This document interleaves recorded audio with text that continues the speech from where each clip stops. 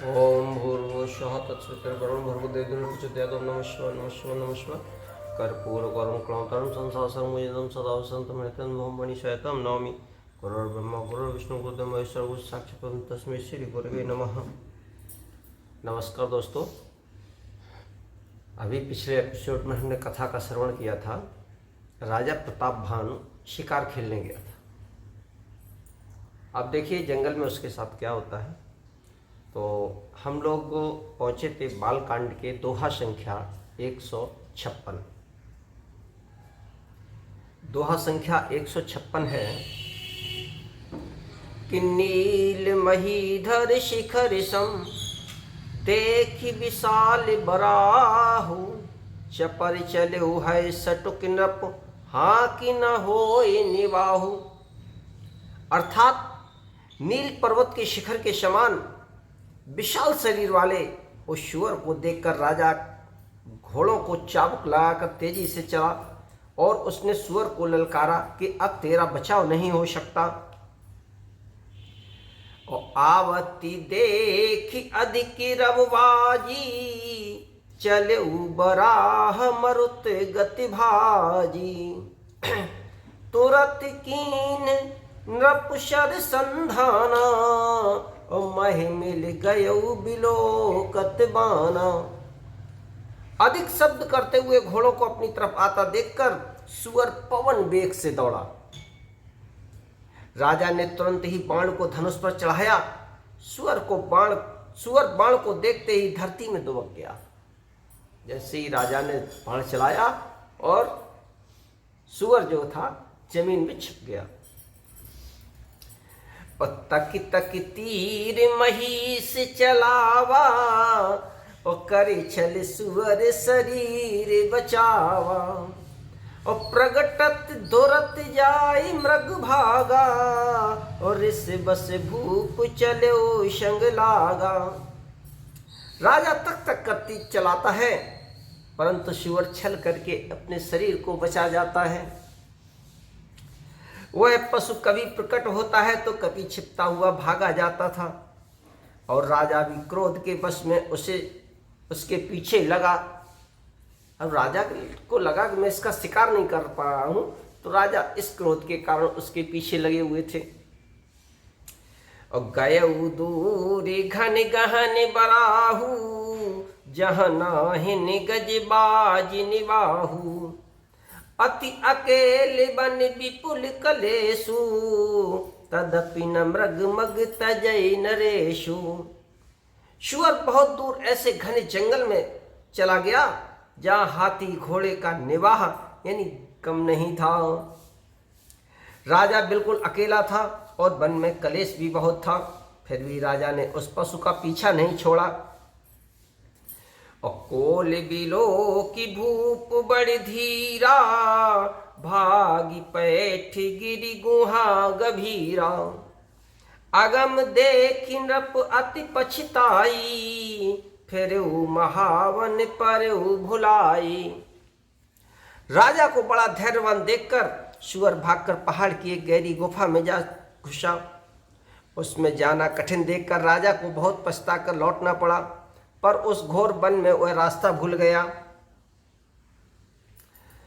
खेद खिन्न क्षुद्दत तृषत राजा बाजी समेत खोजत व्याकुल सरित सर जल बिन भयऊ अचेत। बहुत परिश्रम करने से थका हुआ और घोड़े समेत भूख प्यास से व्याकुल राजा नदी तालाब खोजता खोजता पानी बिना बेहाल हो गया।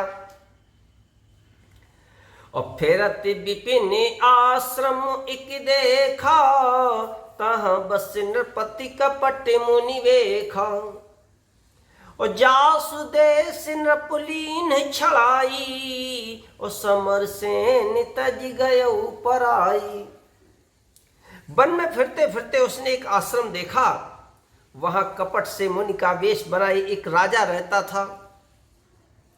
राजा जंगल में भटक गया तो भटकते भटकते वो वन में खोज रहा था कहीं, तो उसको एक आश्रम दिखाई दिया। और उस आश्रम में एक जो पहले राजा हुआ करता था वो मुनि के वेश में रहता था यानी मुनि नहीं था, जिसका देश राजा प्रतापभान ने छीन लिया था और जो सेना को छोड़कर युद्ध से भाग गया था। और ये वही राजा था जिसको राजा प्रतापभान ने जीत लिया था। प्रतापभान ने जब उसको जीत लिया तो वो रण से सेना को छोड़ के भाग गया था। ये वही राजा था। समय प्रताप भानु कर जानी, आपने अति असमय अनुमानी। गयऊ न ग्रह मन बहुत गलानी, मिलान राज नृप अभिमानी। प्रताप भानु का समय यानी अच्छे दिन जानकर वह और अपना बुरा समय का अनुमान लगाकर उसके मन में बड़ी गिलानी हुई, वो जो यहाँ मुनि वेश में रह रहा है। इससे वह न तो घर गया और न अभिमानी होने के कारण राजा प्रतापभान से ही मिला, न तो घर गया न मेल किया, जबकि राजा ने सभी राजाओं को राज्य वापस कर दिया था और उनसे केवल टैक्स लगा दिया था, कर लगा दिया था उन पर। लेकिन ये चूंकि अभिमानी टाइप का था तो इसलिए मिला नहीं जाके और यहाँ आकर वन में रहने लगा था। ऋष और मारी रंक जिम राजा, विपिन बसै तापस के साजा। और तासु समीप गवन नपुकीन्हा।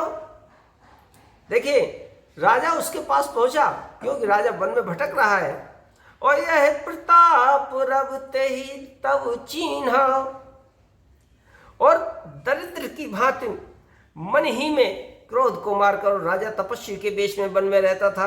राजा प्रतापभान उसी के पास गया, उसने तुरंत पहचान लिया कि यह प्रतापभान है। देखिए लेकिन राजा ने उसे मुनि वेश में नहीं पहचान पाया। राउत सत्य नहीं सो पहचाना, और देखी सुवेश महामुनि जाना। और उतरी तुरगते कीन्ह प्रणामा, और परम चतुर नर कहु निज नामा। राजा प्यासा होने के कारण व्याकुलता में उसे पहचान न सका। तुरंत वेश देखकर, सुंदर वेश देखकर राजा ने उसे महामुनि समझा और घोड़े से उतरकर उसे प्रणाम किया। परंतु बड़ा चतुर होने के कारण राजा ने उसे अपना नाम नहीं बताया। भूपति तिरसति बिलोकित और सरवर दीन दिखाई। मज्जन पानी समेत है कीन नृपति हरि साई। सियावर रामचंद्र की जय। कथा विसर्जन होते सुनो वीर हनुमान। राम लखन सिय जानकी सदा करो कल्याण। सियावर रामचंद्र की जय। पवन सुत हनुमान की जय। उमापति महादेव की जय। बोले सब संतों की जय। अब हम अपनी वाणी को यहीं विराम देते हैं और आगे देखिए कथा में क्या होता है कि राजा जब उस राजा के यहाँ रुका के मुनि वेश में जो राजा रहता था। अब देखिए वो राजा क्या करता है, इसके साथ क्या छल कपट करता है, ये हम आगे की कथा में सुनेंगे। और तब तक हम आपसे आग्रह करना चाहेंगे कि इस रामचरितमानस की कथा को अधिक से अधिक शेयर करें। प्लीज़ मेरा सहयोग करें। जय